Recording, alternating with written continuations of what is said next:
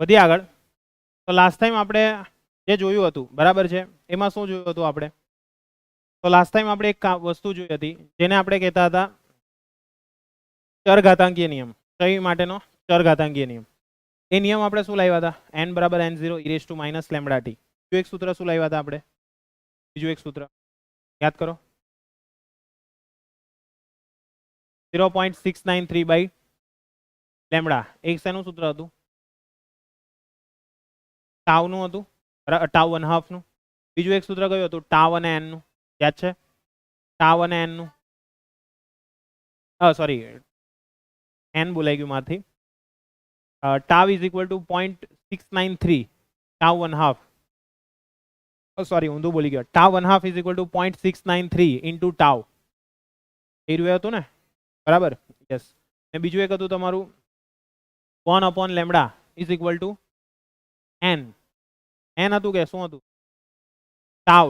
Tau is equal two 1 upon n. 1 upon lambda, બરાબર છે? એ રહ્યું સૂત્ર હતું 1 upon લેમ્બડા. ચાલો વધીએ આગળ. એટલે સુધી ક્લિયર થઈ ગયું કે ના થયું? થઈ ગયું. હવે આપણે નેક્સ્ટ જોવાની છે એક્ટિવિટી, બરાબર છે? અત્યાર સુધી જે જોયું તે વિભંજિત પરમાણુની સંખ્યા, એના ઉપર વાત કરીએ. હવે આપણે એક્ટિવિટી ઉપર વાત કરવાના છે. એક્ટિવિટી એટલે શું? બરાબર છે કે ભાઈ એક્ટિવિટી એટલે સિમ્પલ યાદ રાખવાનું છે કે કેટલા અમાઉન્ટમાં એ પોતાની અંદરથી આલ્ફા કણો, બીટા કણો કે ગામા કણો ઉત્સર્જિત કરી શકે છે, બરાબર છે? તેને કહેવાશે એની એક્ટિવિટી. એને શું કહેવાશે? એની એક્ટિવિટી. તો એક્ટિવિટીનું સૂત્ર એક છે, બરાબર? જે તમારે સિમ્પલ આરામથી આવડી જાય એવું છે. સૂત્ર તમારે યાદ રાખવાનું છે એક્ટિવિટી માટે, બરાબર છે? મેળવવું હોય તો મેળવી દઈએ. એક્ટિવિટી. એક્ટિવિટીને આપણે આર વડે દર્શાવશું. તેના વડે દર્શાવશું? આર વડે. ક્લિયર છે? તો આર નું એક સૂત્ર છે, આર બરાબર લેમ્બડા ઇન્ટુ એન. કયું સૂત્ર છે? આર બરાબર લેમ્બડા ઇન્ટુ. એ સૂત્ર ક્યાંથી આવ્યું? સૌથી પહેલા તો આપણે એ સમજવાનું. આર બરાબર કયું સૂત્ર છે? Lambda into. ઓકે, તો આપણે જે સૂત્ર લાવ્યા હતા એને સમજજો અહીંયા આગળ. ધારો કે આપણી પાસે જે સૂત્ર છે, આ સૂત્રની આપણે વાત કરીએ છીએ. આ સૂત્ર આપણું સોરી n બરાબર n0 e raised to minus lambda t. હવે એક્ટિવિટી એ શેના પર આધારિત છે? એક્ટિવિટી તો કે ભાઈ અવિભંજિત પરમાણુની સંખ્યા પર. જો અવિભંજિત પરમાણુની સંખ્યા વધારે હશે, એક્ટિવિટી કેવી આવશે? વધારે આવશે. શા માટે વધારે આવવાની? તો કે ભાઈ જેટલા અવિભંજિત પરમાણુની સંખ્યા વધારે હશે એટલા એની અંદરથી રેડિયેશન બહાર નીકળવાના ચાન્સીસ કેવા રહેશે? વધારે રહેશે. અને જેટલું રેડિયેશન વધારે બહાર નીકળે તો એનો મતલબ શું થયો? જેટલું રેડિયેશન વધારે બહાર નીકળ્યું એનો અર્થ શું? એની એક્ટિવિટી કેવી થઈ? વધારે થઈ, બરાબર છે? સમજ પડે છે ને? એક્ટિવિટી એટલે શું? તો કે જેટલા વધારે પ્રમાણમાં એ પોતાની અંદરથી આલ્ફા, બીટા કે ગામા કણોને ઉત્સર્જિત કરી શકે એની ક્ષમતા, એને આપણે કયા સંદર્ભમાં માપીશું? એક્ટિવિટીના સંદર્ભ. ખ્યાલ આવે છે? હવે આ જે એક્ટિવિટી જે શોધવાની છે એ સેમ n પર આધારિત છે. એટલે આપણે એવું કહી શકીએ છીએ કે ભાઈ n પર આધારિત છે એટલે શું? તો કે r જે છે ને, r એ n પર આધારિત છે. અવિભંજિત પરમાણુની સંખ્યા જેટલી વધારે એટલો r તમારો કેવો હશે? વધારે હશે. એટલા માટે તમે અહીંયા આગળ પ્રોપોઝનાલિટી કાઢવા માટે તમે ત્યાં એક કોન્સ્ટન્ટ મૂક્યો. એ કોન્સ્ટન્ટ એટલે કયો કોન્સ્ટન્ટ હતો? લેમ્બડા હતો. કયો હતો? લેમ્બડા. જેમ પહેલાની અંદર આપણે લીધેલું dn by dt is equal to minus n. Sorry, dn by dt is equal to minus lambda into n. તો લેમ્બડા શું હતો ત્યાં આગળ? અચળાંક હતો. લેમ્બડા શું હતો? અચળાંક હતો. એવી રીતના અહીંયા આગળ શું થશે આપણું? તો કે r બરાબર માઇનસ લેમ્બડા. અહીંયા ફક્ત એક્ટિવિટીની વાત છે એટલે આવશે લેમ્બડા ઇન્ટુ. ઓકે, સમજ પડશે કે નહીં પડશે? પડશે. અને પ્રારંભની એક્ટિવિટીની વાત કરવામાં આવે તો પ્રારંભની એક્ટિવિટી શેના પર આધારિત હશે? તો કે ભાઈ પ્રારંભમાં રહેલા અવિભંજિત પરમાણુની સંખ્યા પર આધારિત હશે. આ જે એક્ટિવિટી લખી તે કોના આધારે લખી? t સમયને અંતે લખી. t સમયને અંતે એક્ટિવિટી લખી છે આપણે. અને આ જે લખી છે તે કઈ છે? પ્રારંભિક એક્ટિવિટી છે. કેવી છે? પ્રારંભિક છે. સમજ પડશે કે નહીં પડશે? પડશે. એટલે એક છે તે પ્રારંભિક છે, એક છે તે કઈ છે? t સમયને અંતે. ચાલો, તો આને આધારે આપણે લખવું હોય તો શું લખી શકીએ? તો કે ભાઈ આપણી પાસે આના પરથી n નું સૂત્ર લાવવું હોય તો શું લાવી શકીએ? બોલો. કે આના પરથી n નું સૂત્ર લખવું હોય તો n બરાબર શું લખાશે? r by lambda. n0 is equal to લખાશે? r બાય લેમ્બડા લખાશે. પણ એ એક્ટિવિટી કઈ છે? પ્રારંભની છે. એટલે એને શેના વડે દર્શાવશું? r0 વડે દર્શાવશું. શેના વડે દર્શાવશું? r0 વડે. સમજ પડે છે કે નથી પડતી? પ્રારંભ છે એટલે r0, અંત હોય તો ફક્ત r. અહીંયા સૂત્ર શું બનશે આપણું? r0 ના છેદમાં લેમડા. લેમડા તો ક્ષય નિયતાંક છે. ક્ષય નિયતાંક આખા થ્રુ આઉટ ધી પ્રોસેસ રહેશે, સેમ રહેશે, એમાં કોઈ જાતનો ચેન્જ આવવાનો. ચાલો માટે શું થશે અહીંયા આગળ? માટે તો કે આપણી પાસે n નું સૂત્ર, કયું સૂત્ર છે? n બરાબર કે n0 e raise to minus lambda t, એ સૂત્ર છે. તો આમાં r જે છે, સોરી n છે, n ની કિંમત કેટલી છે આપણી પાસે? n ની કિંમત તો કે n0 e raise to minus lambda T આ રીતની છે. હવે n ની કિંમત આપણે લાવ્યા છે, જુઓ ક્યાં લાવ્યા? r ના છેદમાં લેમડા લાવ્યા, એટલે આની કિંમત કેટલી લખાશે? r ના છેદમાં લેમડા લખાશે. n0 ની કિંમત કેટલી લખાશે? r0 ના છેદમાં લેમડા લખાશે. એ કેટલા થશે? e raise to minus lambda T થશે. તો શું થઈ જશે અહીંયા અંદરથી? r લેમડા લેમડા કેન્સલ થઈ જશે, મળશે આપણને કે એક્ટિવિટી r બરાબર r0 e raise to minus lambda T થશે. ખબર પડી કે નહીં પડી? પડી? કોઈને પણ કઈ ડાઉટ છે? નથી ને? r બરાબર r0 e raise to minus lambda t એ રીતનું સૂત્ર. એટલે જો તમને એક્ટિવિટી માટે નિયમ કીધેલો હોય, કોના માટે કીધેલો હોય? એક્ટિવિટી માટેનો નિયમ. તો એક્ટિવિટી માટેનો નિયમ કયો લખવાનો? r બરાબર r0 e માઇનસ લેમડા. અને જો ફક્ત તમને વિભંજિત પરમાણુ કે અવિભંજિત પરમાણુની સંખ્યા માટેનો ચરઘાતાંકીય નિયમ પૂછે તો કયો લખવાનો? આપણે અગાઉ તારે આવ્યો તે n બરાબર n0. ખ્યાલ આવશે કે નહીં આવશે? આવશે. એટલે છે એકનું એક જ, એમાં કઈ નવું નથી કરતા, બરાબર છે? એટલે આ સૂત્ર તમારે ધ્યાનમાં રાખવાનું છે. જો તમને સૂત્ર સોરી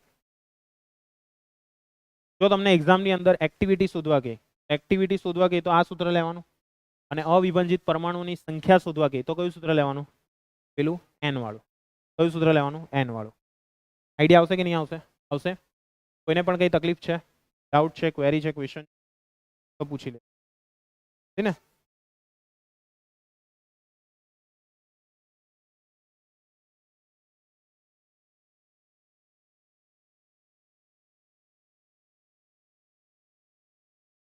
ચાલો ઈઝી રહી ગયું એટલે સુધી? ડાઉટ છે કઈ? નથી ને? ચાલો વધીએ આગળ. નેક્સ્ટ. તો આ સમીકરણ તમને પ્રાપ્ત થાય છે, જેને આપણે ચરઘાતાંકીય નિયમ પણ કહીએ. તેના તરીકે ચરઘાતાંકીય. જો આપણે 1000 બલ્બનું તેમના જીવનકાળ બરાબર એનું પરીક્ષણ કરવામાં આવે તો એનું અપેક્ષિત મૂલ્ય એક સમાન એટલે કે ક્ષય જે છે તે એક સરખો પામશે. પરંતુ રેડિયો ન્યુક્લાઇડનો ક્ષય જુદો જુદો નિયમ બરાબર છે. રેડિયો ન્યુક્લાઇડ જે છે, રેડિયો ન્યુક્લાઇડનો અર્થ શું થશે? જેટલા પણ પોતાની જાતે સ્વયંસ્ફુરિત રીતે આખી પ્રક્રિયા કરતા હોય તેની અંદર દરેક પરમાણુનો ક્ષય જે ક્ષયનો દર છે તે કેવો હશે? અલગ અલગ હશે. જેમ કે તમે યુરેનિયમની વાત કરો તો યુરેનિયમનો ક્ષયનો દર અલગ હશે, ઓક્સિજનની વાત કરો તો ઓક્સિજનનો ક્ષયનો દર અલગ હશે. એવી રીતના દરેકનો ક્ષય દર કેવો હશે? અલગ હશે. જેવી રીતના આપણે મનુષ્યની વાત કરીએ તો મનુષ્ય ક્ષય દર કેવો છે? અલગ અલગ છે. સમજ પડે છે? આપણું પણ ક્ષયન થઈ શકે. ખ્યાલ આવે છે? આપણું પણ ક્ષયન થઈ શકે મરી ગયા પછી. સમજ પડે છે? એટલા માટે એને પેલા એની અંદર રાખે પેરાફિન, બરાબર? ફિઝિયોથેરાપી લેવાના છે કોઈ? સારી સ્કોપ થેરાપીનો ખબર હોય તો કહી દો. સ્કોપ સૌથી સારામાં સારો છે, જેને MBBS માં રહી ગયું હોય, મેળ પડ્યો નહીં હોય, અંદર જઈ શકો. ક્લિયર? એટલે ફિઝિયોથેરાપી બહુ સારામાં સારી બ્રાન્ચ છે બધી રીતે. તે મારો ભાઈ એક છે તે કરે છે, બરાબર છે? એટલે કહું છું. ખ્યાલ આવે છે? ચાલો કઈ નહીં, બધી આગળ. તો હવે શું છે અહીંયા આગળ સમજવા? હવે આ જે વક્ર છે ને તે સમજવાનો છે આપણે. આને કહેવાશે ડીકે વક્ર. કયો કહેવાશે? ડીકે વક્ર. ડીકે એટલે પેલું ડીકે નહીં, આ નહીં, બરાબર છે? આપણે આની વાત કરીએ છીએ ડીકે. ડીકે એટલે ક્ષય, બરાબર છે? ક્ષય વક્ર પણ કહેવામાં આવે. ક્ષય વક્ર શું દર્શાવે છે? ક્ષય વક્ર શું દર્શાવે છે તે ખાસ સમજજો, બરાબર છે? અહીંયા બધા ગોઠા ખાઈ જાય છે. જેમ કે આપણી પાસે વાત છે કે n બરાબર n0 e raise to minus lambda T, આ આપણું સૂત્ર છે. હવે અડધી સંખ્યા થાય, અડધી સંખ્યા એટલે કેટલી? n0/2 કહેવાશે. n0/2 થશે. n ની કિંમત n0/2, તો એના માટેનો સમય કેટલો હશે? τ½ હશે. એના માટેનો સમય કેટલો હશે? τ½ હશે. અને એ જે τ½ મળે છે ને એ આપણો કયો છે? પહેલો સમય, પહેલો અર્ધાયુષ્ય સમય. હવે જ્યારે તમે બીજો અર્ધાયુષ્ય સમય શોધો છો ને, બીજો અર્ધાયુષ્ય સમય, તો ત્યારે શું થશે? બીજો અર્ધાયુષ્ય સમય એટલે કે હવે તમારા n ની જે સંખ્યા છે ને, n ની સંખ્યા તે કેટલી છે તમારી પાસે ઓલરેડી? n0/2. આના માટે વાત કરું છું, બરાબર છે. અને n જે છે મીન્સ n0 છે તે તો n0 છે. તો તમને τ1/2 જે મળે છે તે કેટલું મળશે ત્યારનું? તો કે ત્યારનું જે τ1/2 છે તે τ1/2 1 કહેવાય.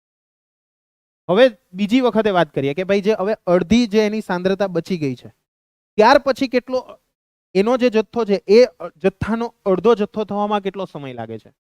સમજો, ધારો કે અત્યારે આ યુરેનિયમ છે, બરાબર છે. એ યુરેનિયમ અત્યારે આખું છે. આખું છે એટલે એનો અર્થ n ની કિંમત કેટલી હશે? અત્યારે સ્ટાર્ટિંગમાં n0 હશે. પછીથી કેટલી થઈ જશે? અડધી થશે એટલે n0/2 થશે. તો હવે n0/2 જે બચી તે આટલી બચી. હવે મારે આના માટે શોધવું છે કે આનું અડધું ક્યારે થાય છે. સમજ પડે છે? તો એના માટે n ની કિંમત કેટલી લેવાશે? n ની કિંમત તો કે ભાઈ સ્ટાર્ટિંગ ની વાત કરું છું. સ્ટાર્ટિંગ માટે n0 બરાબર કેટલા લખાશે? આપણે n0/2 લખાશે. અને n ની કિંમત કેટલી લખાશે? તો કે આના પણ અડધા એટલે કેટલા થઈ જશે?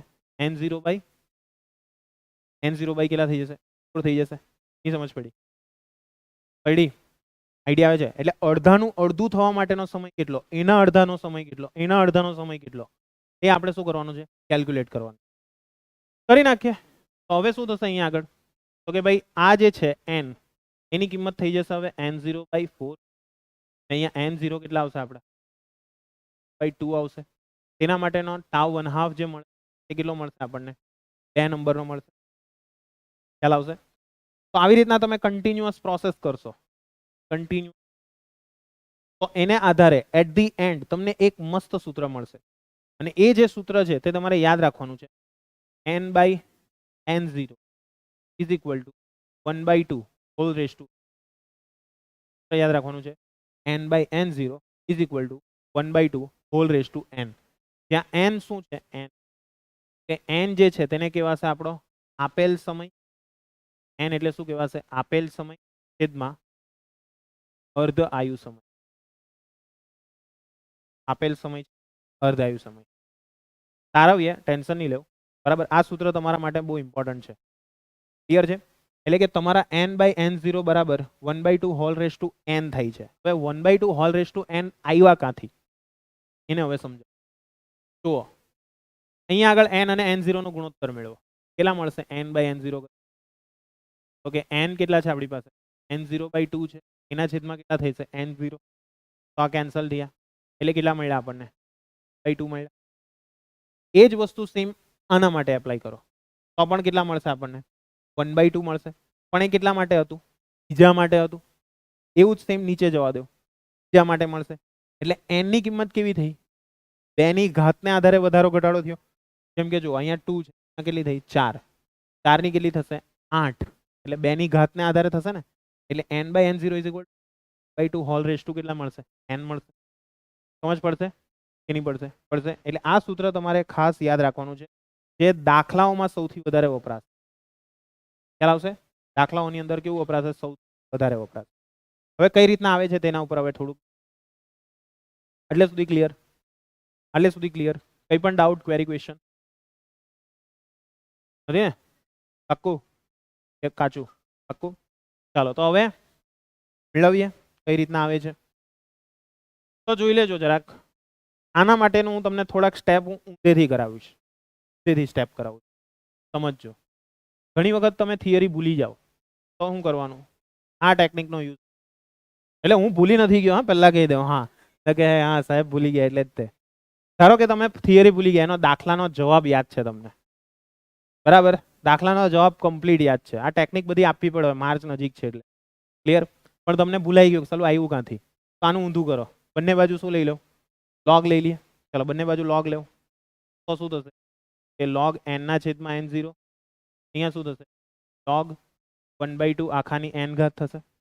બરાબર છે. n ક્યાં આવી જશે? આગળ આવી જશે. n ક્યાં આવી જશે? આગળ આવી જશે. એટલે શું થશે? log n minus log n0 લખાય. log નો ભાગાકાર એટલે log ની બાદબાકી થાય ને.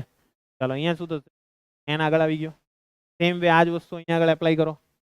આગળ એપ્લાય કરશો તો સ્કીમ હુઈ થશે બોલો કે 1/2 છે और 2 ने ऊपर લઈ લો log 2 ની -1 લખાય કે નહીં લખાય લખાય -1 છે તો આગળ લઈ આવો તો શું થઈ જશે જો આ log n - n0 આયરું આજે મળ્યું બરાબર એને એમ જ રહ્યો log n - n0 તો આ આપણે લાવ્યા તે કાથી લાવ્યા હશું તો કે 1/n હશે 1/n અને અહીંયા શું હોવું dn હોવું જોઈએ ને એનું શું હોવું જોઈએ સંકલન હોવું જોઈએ તો તે શું થયું હશે n0 થી n સુધી ગયા હશો આ ટેકનિક છે એમ ખાલી બરાબર છે કે નહીં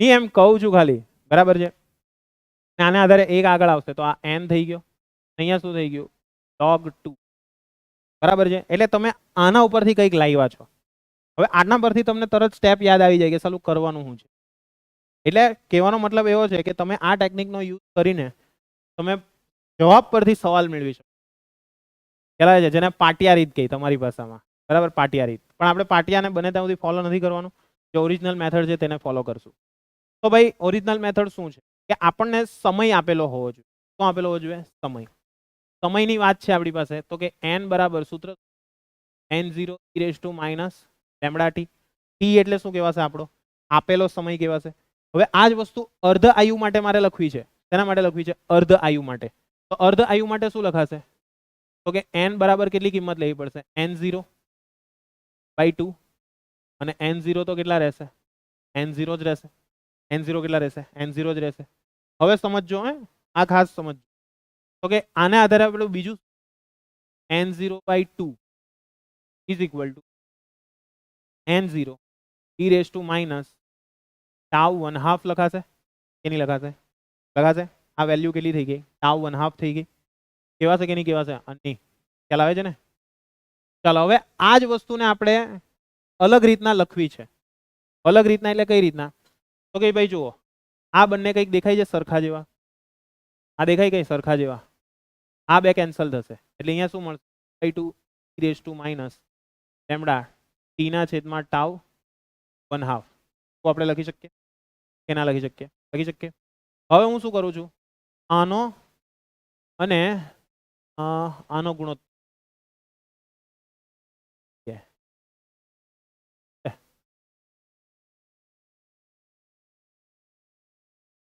ના બરાબર જ છે ચાલો એ બંનેનો ગુણોત્તર લઈએ થોડો પછી n ના છેદમાં n0 લખાશે આ જો આ n0 ને અહીંયા છેદમાં લઈ લીધા એના છેદમાં શું લખાશે 1/2 લખાશે ઇઝ ઇક્વલ ટુ કેટલા બચશે અહીંયા કેટલા બચશે બોલો e raised to minus lambda t છેદમાં કેટલા આવશે e raised to minus lambda tau 1/2 લખાશે કે નહીં લખાશે સમજ પડે છે ને કે નથી પડતી પડે છે ચાલો તો આ 2 છે બરાબર એટલે આ આખું પદ આપણે આ બાજુ લઈ જઈએ n ના છેદમાં કેટલા થશે n0 અહીંયા કેટલા થશે 1/2 થશે અહીંયા કેટલા થશે 1/2 થશે સમજ પડે છે કે નથી પડતી પડે છે હલો ચાલો હજુ થોડુંક ઈઝી કરી આપીએ ચાલો સાદું હજુ સાદુરૂપ થોડું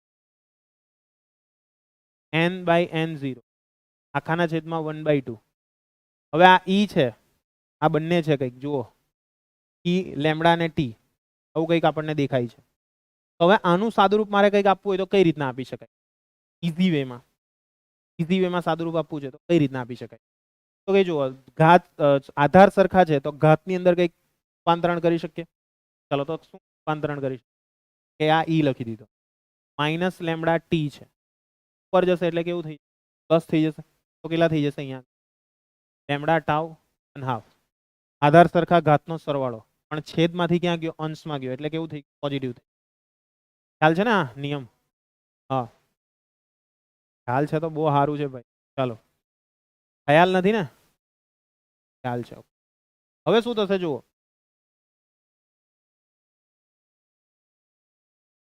એટલે કઈ નહીં સમજ પડી હા ગભરાઈ લાખેલા હવે આ ઈ છે તે આપણે આ બાજુ લઈએ તો શું થઈ જશે આ બાજુ લઈશું તો આ ઈ ને આ બાજુ લો તો શું થશે log લાગી જશે. એ log કેટલાને લાગશે? આખા પદને લાગશે. ચાલો તો log આખા પદને લગાડીએ તો શું થશે? log બ્રેકેટમાં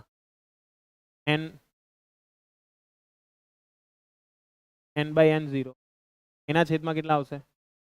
by 2. કેટલા રહેશે અહીંયા આગળ પેલી બાજુ? Minus lambda T plus lambda tau half. વચ્ચે આવું. ચાલો હવે log છે બંનેને લગાડશું એટલે શું થઈ જશે? તો કે log એને લગાડીએ તો log n by n0 minus log half is equal to minus lambda common t minus tau 1/2 થશે. t minus tau 1/2.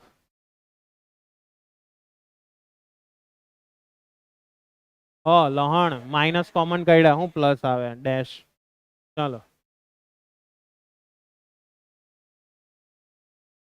ચાલો આટલું ક્લિયર થયું.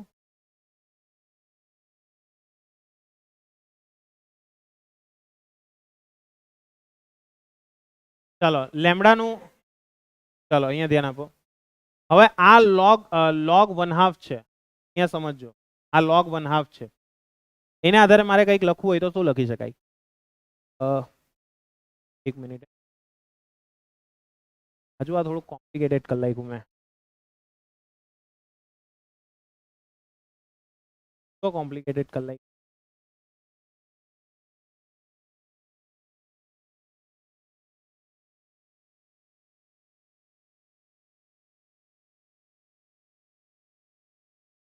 આ કિંમત આપણે મૂકીએ. લેમડાની કિંમત કેટલી છે આપણી પાસે? 0.693 છે. જુઓ એટલે આ કિંમત જે છે તે આપણે અહીંયા ચાલો તો શું log n by n0 minus log અહીંયા 2 ની માઇનસ 1 લખાય બરાબર છે ઇઝ ઇક્વલ ટુ આ માઇનસ આની જગ્યાએ કેટલા લખાશે? 0.93 છેદમાં ટાઉ 1/2. ભાઈ આવું કેમ કર્યું તેનું કારણ કેવું? મારે જે આખું સૂત્ર લાવવાનું છે તે કયા સંદર્ભમાં લાવવાનું છે? t અને ટાઉ 1/2 ને n અને n0. એટલે જે લેમડું બેમડું છે તે ગમે તે હિસાબે મારે કાઢવું પડશે. ક્લિયર છે? નહીં તો આપણું સેમડું નીકળી જશે.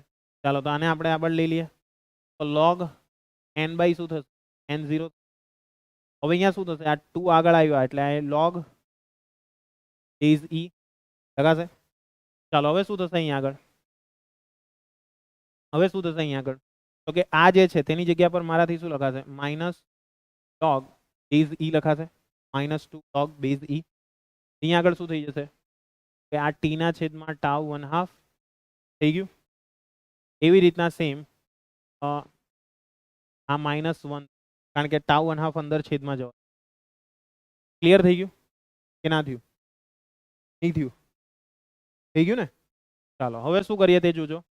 આ પદ છે તેને અંદર ગુણી કાઢો. log n by n0. ભાઈ સમજ પડે છે કે નથી પડતી? પહેલા કહી દેજો. log base e is equal two અહીંયા શું થશે? માઇનસ log બેઝ e અહીંયા છે 2. સમજો આ વસ્તુ સમજ. અહીંયા શું થશે? t ના છેદમાં ટાઉ 1/2 થશે. t ના છેદમાં શું? ટાઉ 1/2 થશે. ખ્યાલ આવે છે ને? બરાબર. માઇનસ વડે ગુણાકારમાં લખું નહીં તો આને ગૂંચવાઈ જાય કે કાંથી લઈએ. ચાલો આ માઇનસ છે તે અંદર જશે પ્લસ log બરાબર છે બેઝ 2. તો જો આ જમણી બાજુ અને ડાબી બાજુ બંને સરખા છે તો શું થઈ જશે? કેન્સલ થઈ જશે. ચાલો કેન્સલ કરીએ. ચાલો ગોઠવાયું. ચાલે હવે અહીંયા જુઓ, અહીંયા ધ્યાન આપો. હવે હું શું કરું છું જુઓ, આ t બાય ટાઉ 1/2 છે એને આગળ લખું કે પાછળ લખું કઈ ફરક પડે? કારણ કે એ તો log 2 ના ગુણાકારમાં જ છે. તો જો કે એટલે log n by n0 is equal two minus t ના છેદમાં શું લખાશે? Tau 1/2 log e. આવું થઈ જશે. હવે આ log ની આગળની છે તો એને એની ઉપર જવા દેવાય કે નહીં જવા દેવાય? જવા દેવાય. એટલે કે જે ઘાત છે મીન્સ ઘાત હોય તો આગળ આવતી હતી તો આગળની વેલ્યુ છે તે ક્યાં જવા દઈ શકે? ઘાતમાં જવા દઈ શકીએ? ચાલો તો એના આધારે શું થશે? એના આધારે શું થશે? તો કે ભાઈ log n/n0. ભાઈ આ સાબિતી પૂછાવાની નથી, પણ મારે તમને બતાવવાનું છે કે કઈ રીતના પેલું સૂત્ર આવ્યું તે, એટલા માટે આ ઉપર જવા દો. તો શું થશે? log બેઝ e 2 ની કેટલી થશે? માઇનસ ના છેદમાં ટાઉ 1/2 થશે. કેની થશે? થશે. તો અહીંયા બંને બાજુ log છે, કેન્સલ થઈ જશે. એટલે શું રહી જશે અહીંયા આગળ? n ના છેદમાં n0 માઇનસ t ના છેદમાં ટાઉ 1/2 કહેવાય. હવે આ માઇનસ ખાલી હું 2 ને જ આપું છું. t ના છેદમાં ટાઉ 1/2 એમને એમ રહેવા દો. તો શું લખી શકીએ? n ના છેદમાં n0 1/2 whole raised t by tau 1/2 લખી શકાય કે નહીં લખાય? લખાય. અને t બાય ટાઉ 1/2 છે તેને આપણે ધારી લઈએ n. એટલે શું થશે? n/n0 1/2. કે એટલે અહીંયાથી આવ્યું છે સૂત્ર. ક્લિયર? એટલે કહેવાનો મતલબ એવો છે કે તમે આખું જે આ સાદુરૂપ છે, બરાબર છે, તે તમારે આ રીતના કરી શકો છો. પણ કોઈક વખત આ એવું નથી કે ભાઈ આ મેં રીત કઈ રીતે સાચી, આની શોર્ટ રીત બી છે બીજી, પણ તમને મેં ભણાવ્યું છે એના આધારે મેં આ રીત કરાવી છે. આની એક શોર્ટ રીત બી છે, શોર્ટ ટ્રીક, બરાબર છે, યાદ રાખી લો. n ના છેદમાં n0 1/2 hall raise to n. આ પૂછવાનું નથી સાબિતીમાં, પણ મારી જવાબદારી બને કે ભાઈ તમને બતાવવું પડે કે n/n0 ક્યાંથી આવ્યું, 1/2 રેસ તે આ રીતના આવ્યું છે. સમજ પડી જશે કે નહીં પડી જશે? સમજ પડશે. એટલે આ વસ્તુ યાદ રાખજો કે n જે છે તે શું છે? n એટલે t ના છેદમાં ટાઉ 1/2. t એટલે શું? t એટલે શું? આપેલ સમય. અને ટાઉ 1/2 એટલે શું? ટાઉ 1/2 એટલે શું? ભાઈ મેં એકલો નથી આવ્યો ભણવા, અર્ધ આયુષ્ય. ખ્યાલ આવ્યો કે નહીં આવ્યો? એટલે આ વસ્તુ તમારે ધ્યાનમાં રાખવાની. ડાઉટ છે કઈ તો પૂછી લેજો.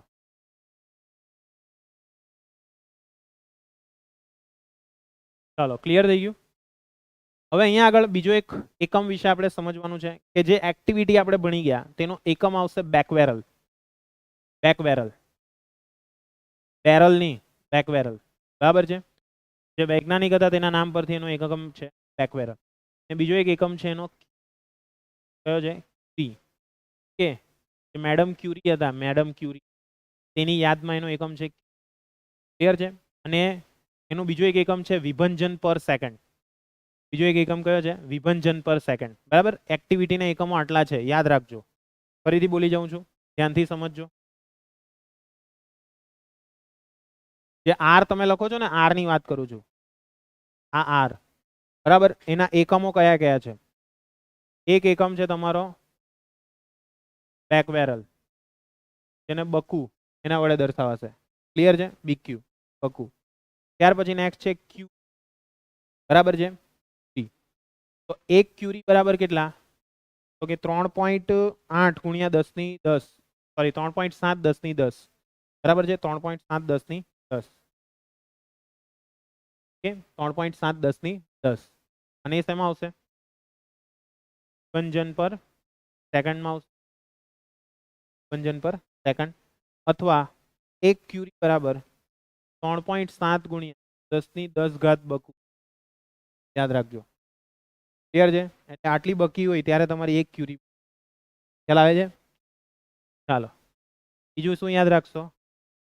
આનો જ બીજો એક એકમ, આનો જ બીજો એક એકમ 7 ગુણ્યા 10 ની 10 ઘાત વિભંજન પર મિનિટ, સોરી વિભંજન પર, હા હા અરે લખેલો જ છે.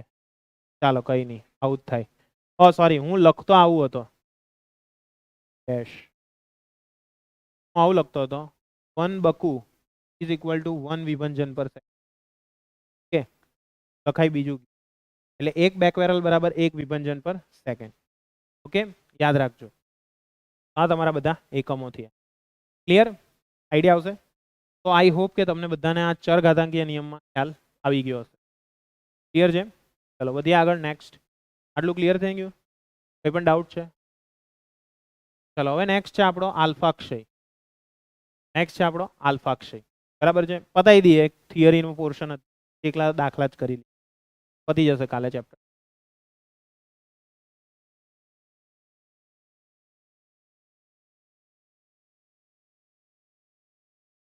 નેક્સ્ટ છે આલ્ફાક્ષય.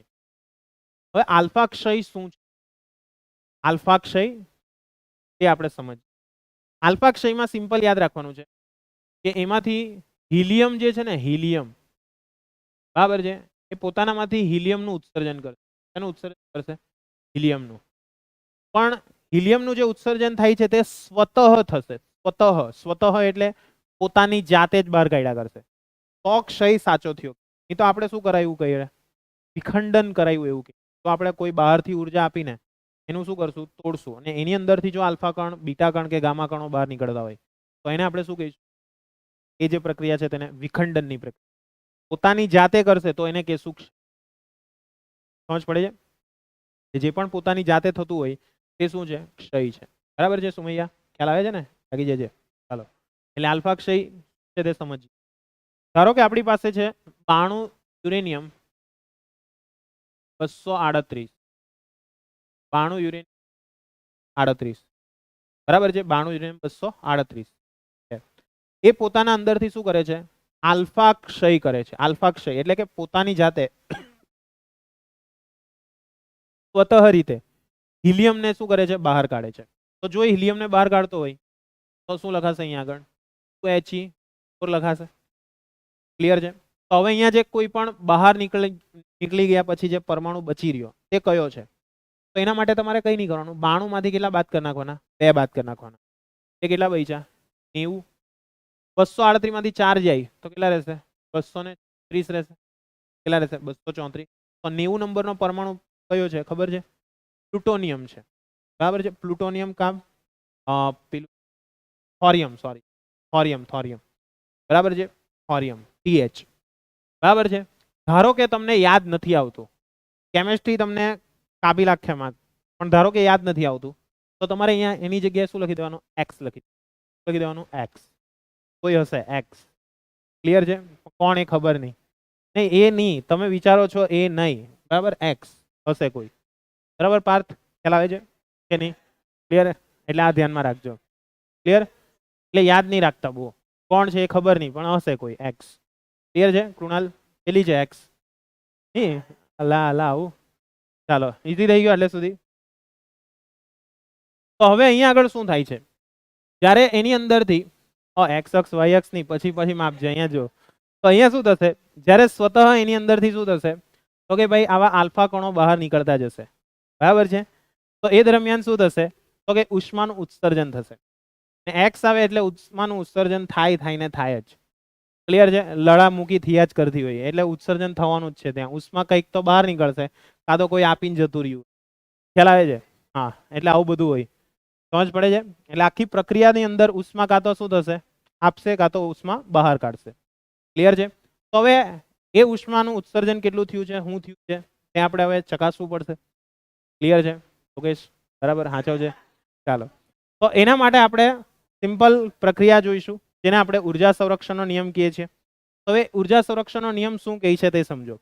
કે આખી પ્રક્રિયા થાય તે દરમિયાન, આખી જે પ્રક્રિયા થાય છે તે દરમિયાન સમજજો, અહીંયા ધ્યાન આપજો.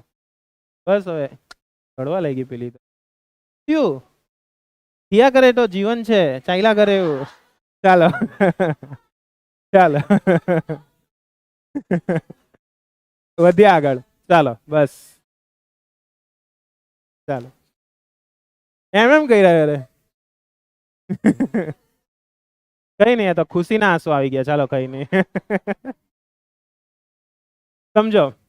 તો આખી જે પ્રોસેસ છે, પ્રક્રિયા છે, તે દરમિયાન કેટલી ઉર્જા ઉત્સર્જાય છે કે કેટલી ઉર્જા શોષાય છે, બરાબર છે. ક્લિયર છે? કેટલી ઉર્જાની આપલે થઈ છે, બરાબર છે. ઉત્સાહ નહીં અલા. ચાલો સમજો. ધારો કે અહીંયા આગળ કોઈ એક પરમાણુ છે જેનું નામ છે એક્સ, બરાબર છે. તો એનો પરમાણુ ક્રમાંક છે તે કેટલો લખાશે? એ લખાશે. હા, ઝેડ લખાય ડેશ લોકો. બધા પોતપોતાની એક્સ ની વિચારમાં ખોવાઈ ગયા. હારા હું એટલે કહ્યું નહીં કે હું આવશે તે. ચાલો, એટલે અહીંયા ઝેડ આવશે, બરાબર છે. પરમાણુ ક્રમાંક ઝેડ. બસ હવે પછી એક્સચેન્જ. ચાલો ઝેડ એક્સ એ ક્લિયર થઈ ગયું. હવે શું થશે આમાંથી? તો કે હિલિયમ ન્યુક્લિયસ બહાર આવ્યો એટલે અહીંયા શું લખાશે 2He. કેટલા લખાશે 4. તો અહીંયા શું થશે? હા દિવાલ છે અહીંયા ધ્યાન આપ પહેલા. ચાલો તો y જે નીકળવાનો છે હવે તો એ y ની વેલ્યુ કેટલી બનશે કે z માઇનસ અને a માઇનસ 4 બનશે. z માઇનસ 2 a માઇનસ કેટલા આવશે 4 આવશે. ક્લિયર છે કે નથી ક્લિયર? ક્લિયર છે. એટલે આ વસ્તુને તમારે ખાસ ધ્યાનમાં રાખવાની છે. ક્લિયર. એટલે એકની વેલ્યુ કેટલી આવશે z x a બરાબર 2He4 ને આવશે z minus 2 y a minus 4 પડશે કે નહીં પડશે? પડશે. કંઈ પણ ડાઉટ છે? વેરી ક્વેશ્ચન નથી ને? આ વસ્તુને ખાસ ધ્યાનમાં રાખી મૂકજો. ક્લિયર છે. હવે આપણને વિચાર આવે કે અહીંયા આગળ કેટલી ઉર્જાનું ઉત્સર્જન. ઉર્જાના ઉત્સર્જન માટેનો આપણો એક જ નિયમ છે કયો? Delta M. એટલે દળ ક્ષતિ જે હશે એ દળ ક્ષતિને આધારે તે ઉર્જાનું શું થયું ઉત્સર્જન થયું હશે. તો આ દળ ક્ષતિ કેટલી છે? ધારો કે ઉપરની પ્રક્રિયા માટે લખવું હોય તો શું લખાશે? તો કે માસ ઓફ યુરેનિયમ. એમાંથી કયા કયા દળ બાદ કરવા પડશે? તો કે એક તો હિલિયમ બહાર નીકળેલો છે એટલે માસ ઓફ હિલિયમ બહાર નીકળશે માઇનસ થોરિયમ બહાર નીકળેલો છે માસ ઓફ થોરિયમ આવશે. એના જેટલી શું આવશે દળ ક્ષતિ આવશે. કેટલા આવશે આપણા? અને એ જે મળે છે તે આપણને ઉર્જા મળે છે અને એને આપણે શું કહીશું?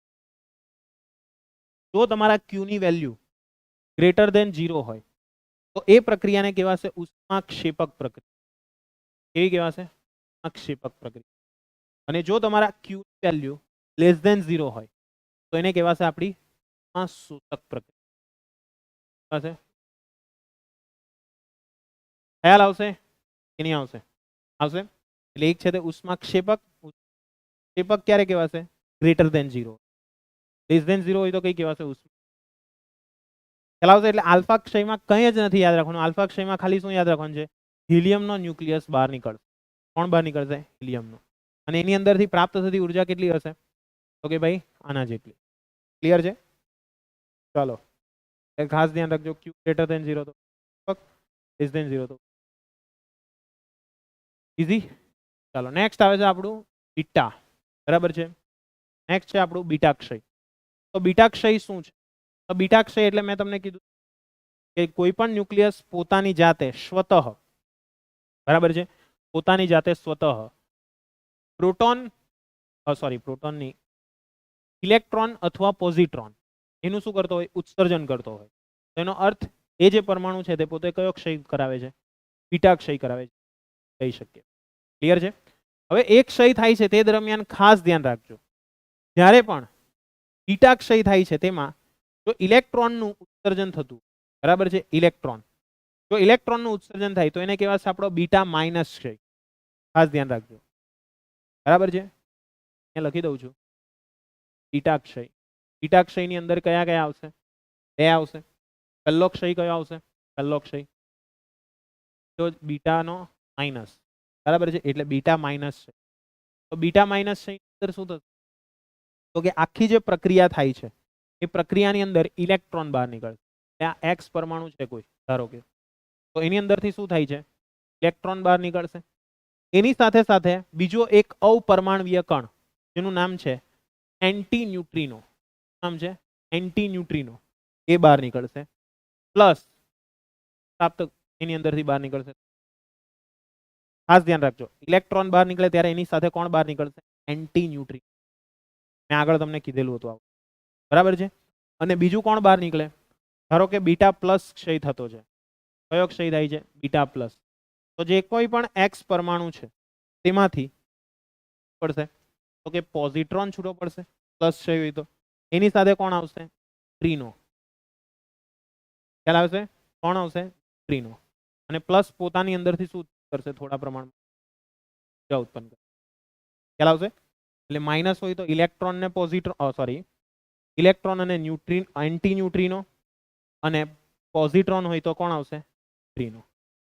બરાબર છે. હવે આનું એક્ઝામ્પલ આપણે લઈએ તો એનું એક્ઝામ્પલ તમને અહીંયા બતાવ્યું છે. જેમ કે આ ફોસ્ફરસ છે. કોણ છે? ફોસ્ફરસ. તો ફોસ્ફરસ એટલે શું લખાશે? 15p32 લખાશે. ફોસ્ફરસ એટલે શું લખાશે? 15p32 લખાશે. 15p32. હવે શું થવાનું ત્યાંથી? 15p32 ને 15 થી જ્યારે નીકળશે થશે તો કે ઇલેક્ટ્રોન છે, તો ઇલેક્ટ્રોન એટલે લખવાનું -1 E0, કારણ કે એનું દળ આપણે કન્સિડર કરતા નથી, અવગણ્ય દળ છે એટલે, બરાબર છે, એટલે એના દળને કન્સિડર કરતા નથી. સમજ પડશે ને? ચાલો, પ્લસ એન્ટી ન્યુટ્રિનો તો છે જ. હવે જુઓ -1 કર્યું તો 15 - 1 તો કેટલા થાય? 14. આ ભૂલ નહીં કરવાની. આપણે અહીંયા 15 જુએ છે, તો અહીંયા કેટલા લખું તો 15 મળે? 16 લખું તો મળે. એટલે અહીંયા જે કોઈ પણ ન્યુક્લિયસ બચશે તે કયું બચશે? 16 વાળું, બરાબર છે. તો 16 નંબરનો કોણ છે? સલ્ફર છે.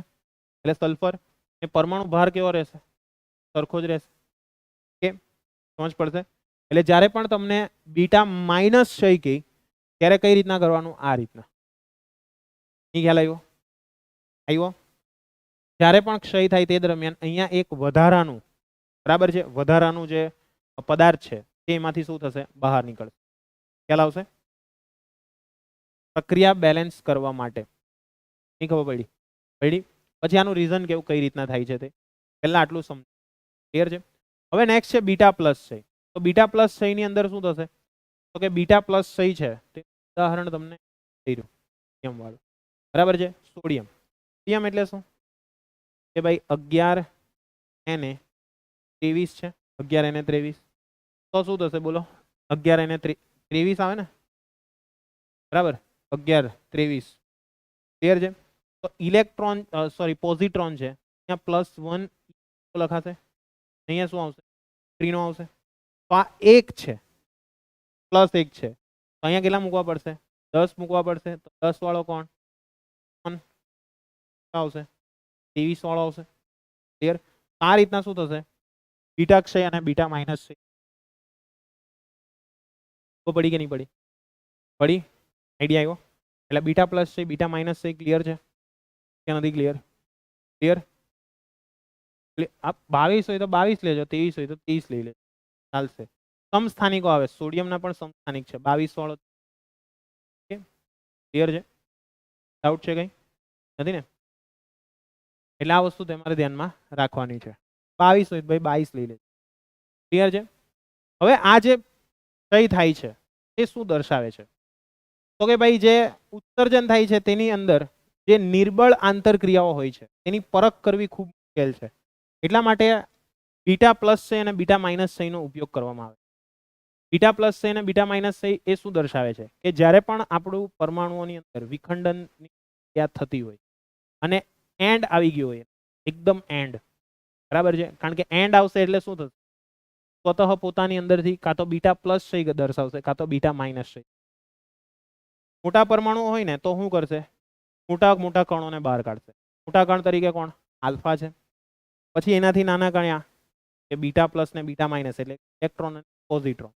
ઇલેક્ટ્રોન અને પોઝિટ્રોન બહાર કાઢશે તો એ કોણ કાઢશે બહાર? એ નાના નાના પરમાણુ હશે તે પોતાની અંદરથી શું કરશે? ઇલેક્ટ્રોનને બહાર કાઢશે. અને એટ ધી એન્ડ એકદમ જ ઓછી ઉર્જા છે એની પાસે, તો એ શું બહાર કાઢશે? ફોટોન બહાર કાઢશે, જેને આપણે કયો ક્ષય કહીએ? ગામા ક્ષય. સમજ પડે છે? એટલે બહુ મોટું ન્યુક્લિયસ હોય તો શું કરશે? હિલિયમ બહાર કાઢશે. હિલિયમ કાઢશે એટલે કે આલ્ફા ક્ષય થશે. પછી ધીરે ધીરે નીચે નીચે નાના નાના કન્વર્ટ થશે, તેમ તેમ એનો ક્ષય શેમાં કન્વર્ટ થતો જશે? બીટા ક્ષયમાં કન્વર્ટ થશે. અને હાવ જ ઓછું થઈ જશે ત્યારે એ શેમાં કન્વર્ટ થઈ જશે? ગામા ક્ષય. એટલે ધીરે ધીરે આવા ક્ષય જો. અને ઘણા પરમાણુઓ એવા છે, સોરી ઘણા ન્યુક્લિયસો એવા છે કે જેની અંદર આ 3 ક્ષય જોવા મળે. જેમ કે યુરેનિયમ પણ છે. યુરેનિયમની અંદર આ 3 ક્લિયર છે? અને યુરેનિયમની અંદર જ્યારે આ 3 ક્ષય જોવા મળતા હોય છે તે દરમિયાન થાય છે શું? તો કે જ્યારે યુરેનિયમની અંદર 3 ક્ષય જોવા મળતા હોય તે દરમિયાન યુરેનિયમની પાસે જો તમે બસ પ્રિકોશન સાથે ન જાઓ તો શું થશે? કે એના જે વિકિરણો છે એ તમારી બોડીને ભેદીને જતા રહેશે. તમારા જે અવયવો છે ને તેને આખા શું કહેવાય, નિષ્ક્રિય કરી નાખશે. ખાસ કરીને એની સૌથી વધારે ઇફેક્ટ ફેફસામાં જોવા મળે. એટલે સૌથી પહેલી તકલીફ તમને શ્વાસની થશે અને તમારા ફેફસા ગળી જશે. ગળી જશે એટલે એકદમ હાવ એમ પેલું એમડું નીકળતું હોય ત્યારે કેમ એમ હાવ બહાર નીકળે ત્યારે આમ લબડી ગયેલું હોય તેવું સેમ બહાર નીકળે. ખ્યાલ આવે છે? ફેફસામાંથી જ ઉત્પન્ન થાય સેમડું, કઈ નવી જગ્યાએથી નથી આવતું. ખ્યાલ આવે છે?